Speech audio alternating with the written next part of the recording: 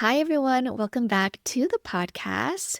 Let's talk about the most exciting part of today's episode, early admissions results. At InGenius Prep alone, we've seen 17 offers from Harvard, Yale, Princeton, Stanford, and MIT, 33 Ivy League offers, 50 offers from top 10 schools, 96 offers from top 20 schools, and also 124 offers from top 30 schools.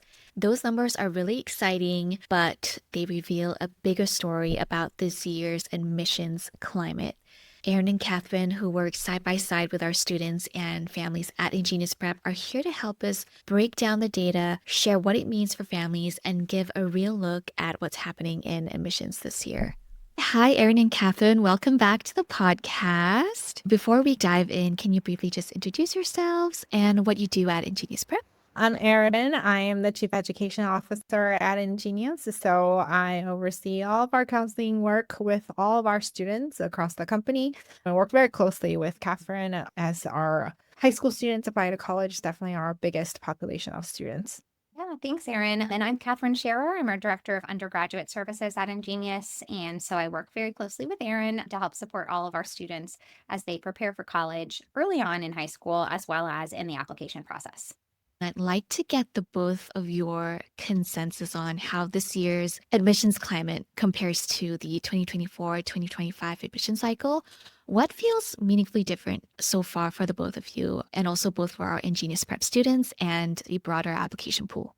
I think we're noticing continued competitiveness. I know that's not really a surprise, but we see it as a meaningful difference. I think that a lot of colleges are looking at broader high school populations as well, maybe not accepting students from the same top high schools. So some boarding schools are reporting that they have different types of admissions results in the early round than they had in previous years.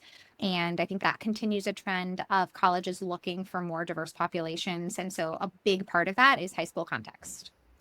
Yeah, just looking at the global application pool and also the results from our students globally, I think we saw international students perform a little bit differently at different top universities on the side. And that is a reflection of different schools' policies towards international students due to all the uncertainty that happened in 2025 with visa restrictions, with the Trump administration, and also the global image of U.S. As a country. I think all of that is being reflected. That is definitely very different from the 2024-25 admission cycle.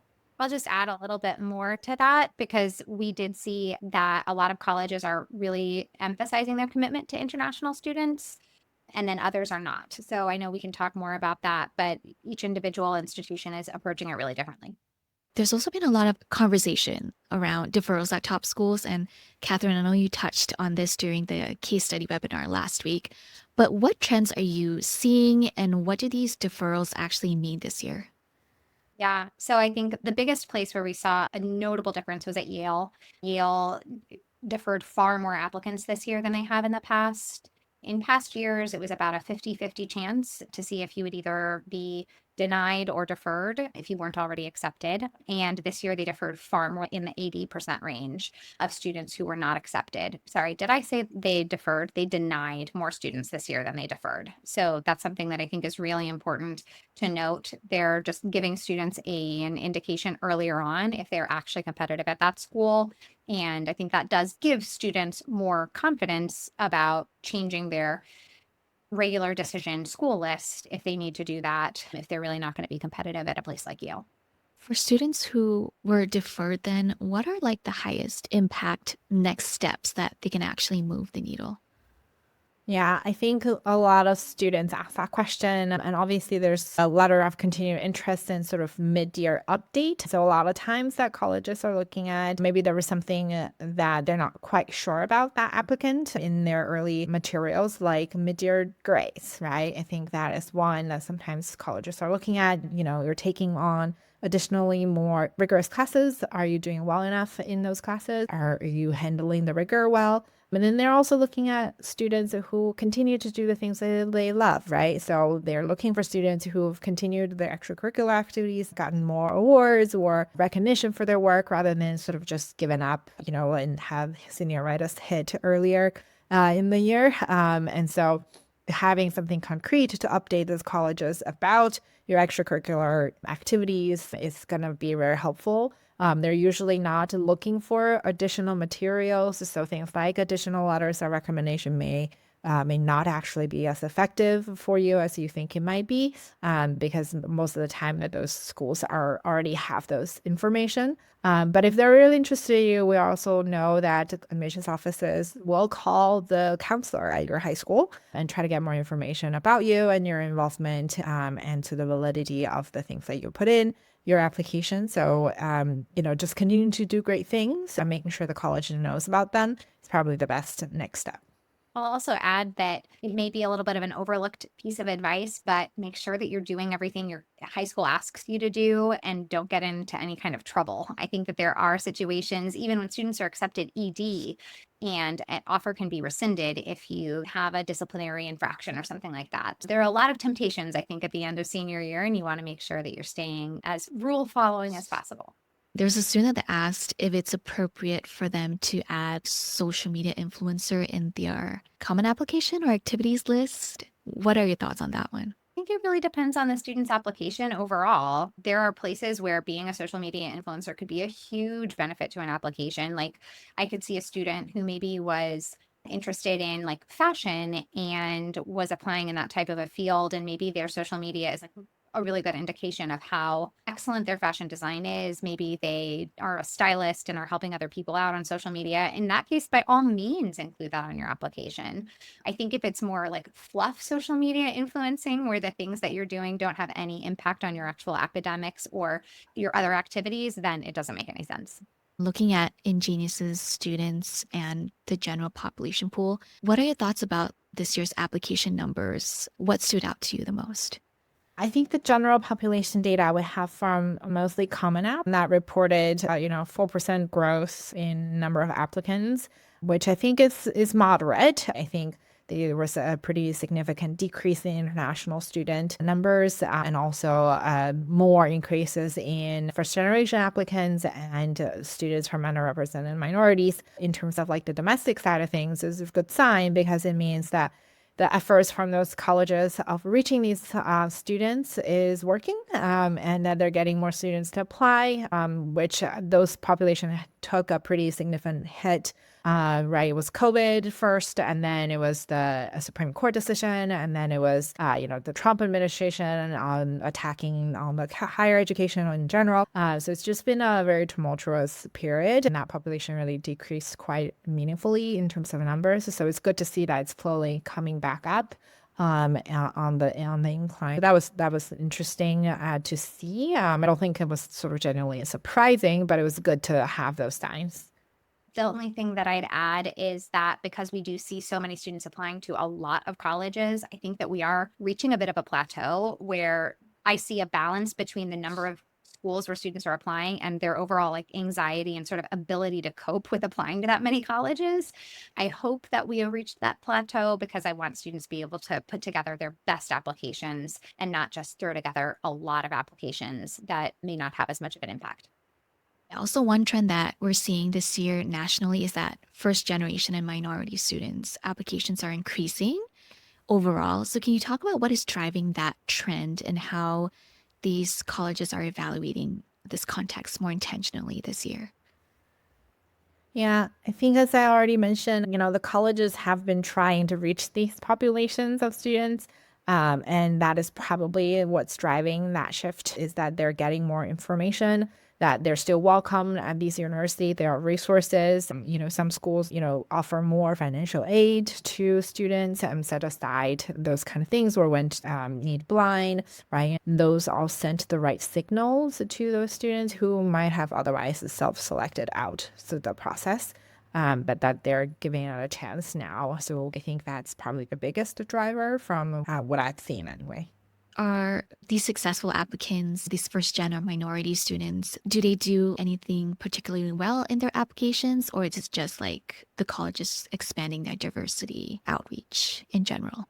I think one of the things that can be most impactful for students who are applying as a first gen student or from a region or area where the college hasn't seen as many applications in the past They demonstrate their context really appropriately and show how they have maximized the opportunities that are available to them. So if you're a student who's applying from a school that offers one AP exam and you've taken that one AP exam, you have maximized what you could do academically at your high school, and colleges want to see that.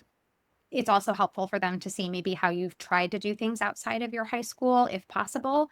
But at the same time, they really evaluate your application within the context you're coming from. And so the more you can explain that and show what your background is and honestly and genuinely how that has affected the way that you have participated and performed in high school, that's what colleges want to know. Yeah, I would just add that that includes the family context. I think oftentimes the students will leave those out inadvertently, but it's actually quite important if you're contributing to your family's finances or, taking care of younger sibling or, you're the one that makes dinner every night. And all of those things mean a lot to colleges, and they really do want to know basically how students are spending all of their time and how to account for all of that effort in relation to your academic performance. I think that the Common App actually really enforced that this year because they added a new question about specifically things like family responsibilities or if you have to commute a really long way to school. So there's a specific place where students can use a checkbox to demonstrate those types of contexts, which was brand new this year. I think we also can't ignore testing. So with testing and increased competition, Yale and Brown are now back to SAT, ACT required. Families are understandably asking questions as well. Does that affect application volume at all? Are we seeing stronger alignment between testing policies and academic expectations again? I think definitely you get the chilling effect of an extra requirement in terms of the application numbers. So I think Yale saw that, which is to be expected. And I think maybe that helped the admissions office a little bit managing their volume of applications as well. The reason that these schools have gone back to testing required is that they really felt like it was an important piece of information that was missing when they were entirely test optional. They wanted that information that they weren't sort of getting from enough students. So having that piece of information has been really helpful. So yeah, I think it definitely makes it more complicated for students for sure, because Yale, for example, has many options on how you can potentially meet that test requirement. But it is overall a good thing because then that they are able to differentiate better the students who are really academically qualified. I also want to talk about the confusion around Michigan's new early decision pilot program this year. Can you walk us through what actually happened and how it played out in practice, and what families should understand as they think about applying moving forward? Michigan offered a new early decision round this year for the first time, which was in addition to their early action round. What we had seen in the past was that Michigan typically deferred a lot of students from their early action round into the regular decision pool. And so we were really excited this year that the early decision round would follow the same pattern that we'd seen from UVA offering ED in the past, for instance. Unfortunately, what we think happened in University of Michigan is that instead of offering a lot of acceptances in their early decision round, they actually did do this thing where they postponed the application review, which was a little bit confusing to the students who got those notifications. It didn't say defer, it said postpone. So I think there was a little bit of confusion from students in particular. Our perception of this is that Michigan is basically using that ED round as another version of EA. We have yet to see what's going to happen to the students whose applications were postponed, and if maybe the students who applied ED have a higher acceptance rate in that postponement than the students who just applied EA. But on the whole, we're seeing that many students were deferred and that they did not accept as many students in early decision as we would have expected if they'd had a similar pattern of acceptances as other schools do in early decision. So there's a little bit more to be seen. And at the same time, it didn't operate in the same way we were expecting. I would anticipate that Michigan may announce something about this and the way that it was handled by the end of the application cycle once everything has followed through. But it was a little disappointing to students who had used their early decision option at University of Michigan, and then it really felt like it was just like a repackaged early action. Looking across this year's successful early admissions applicants, what common traits stand out beyond the grades and scores? Yeah, that's a great question. And, we look at a lot at InGenius with our students and our population.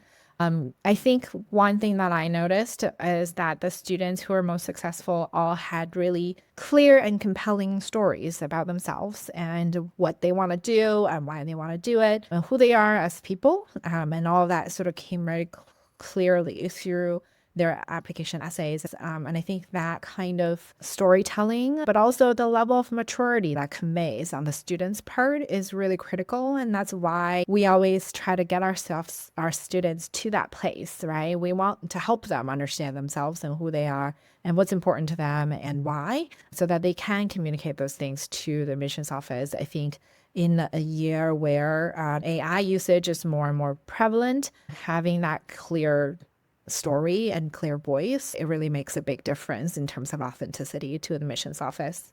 Yeah, I was going to add the piece about voice. I'm so glad you brought that Yeah. up, Erin, because I do see that the students who are successful sound like 17 and 18-year-olds in their essays. They come across as mature 17 and 18-year-olds in the sense that their thoughts are really reflective, but it doesn't mean that their language sounds like an adult.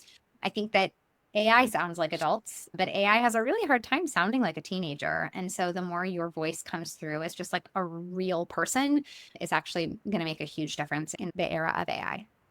Speaking about voice, I actually read this New York Times article. I'm not sure if you came across it, but it's basically about students hiding their ethnicity, trying to avoid writing about their ethnicity in their essays because politically it's like a little bit wishy-washy now. So how do you feel about students not being able to be as genuine as they should be in their essays, especially about their racial or ethnic background? I mean, I think it's really sad that we have to think about that, right? And that's even a question. But I think what admissions offices will say and admissions officers would say is that you shouldn't filter yourself in those way. They would be encouraging all the students to talk about their authentic selves and their authentic experiences and embracing that because at the end of the day, colleges do still want to build a diverse group of students. It helps them to know sort of like where you come from and how you can contribute in that way. I think that in the past, students had just a checkbox of where they would list their ethnicity, and now they actually have an opportunity to talk about it in a far more nuanced way than they used to. And I hope students can take advantage of that and really express what they care about in terms of their background. If that's their ethnicity, if that's the hobbies that they do, if that's more about their family context, all of that's really important to the admissions office. And they really want to hear that from you in an authentic way. Final question. If a student is listening and feeling behind after all these early admissions results, what's the single most important thing they should focus on next? And this timing, there's not many deadlines left. So it's probably not more schools to apply to at this point. I would say thinking about your, RD school list and really trying to think about the schools that you've picked and which ones you might be really excited about and focusing on what's to come, right? So you have the rest of senior year and also keep in mind that college admissions results, sometimes there's an element of luck and randomness to it, and it doesn't define who you are as a person. I have seen many students over the years go on to be super successful and, sort of passionate about what they're passionate about. And it doesn't matter where they ended up in college, they still made a really great outcome for themselves, whether it's through grad school or through a career. The older you are, the less important that sort of college step becomes. And so just sort of keep that in mind and get really excited about the college experience overall. I think it's going to be super fun. One quick little piece of advice for students is you can still demonstrate interest at colleges that you'd already applied to. So you can go to information sessions and things like that, which still can make a small difference. So if there's one small thing you could do at this stage, that's it. It doesn't make a difference at every single university. There are some colleges that publish that they do not track that demonstrated interest. But I would encourage you to do it at your safety and target schools, which are more likely to accept that type of demonstrated interest. And then the benefit is that you might get really excited about your target and safety schools, which probably is going to help you down the road, no matter what your admissions results end up looking like. Just a quick note before we wrap up, at InGenius Prep, we offer a free 30-minute consultation call with one of our admissions experts and former admissions officers as well. During the call, we'll review your student's profile, talk through where they are in the process, and help you create a clear, actionable plan to craft a strategic college application. And this is a very personalized guidance tailored to your child, your student, so we can feel confident and focused about what comes next. You can easily schedule your call using the link in the description below. We'd love to help your family move forward with clarity and confidence.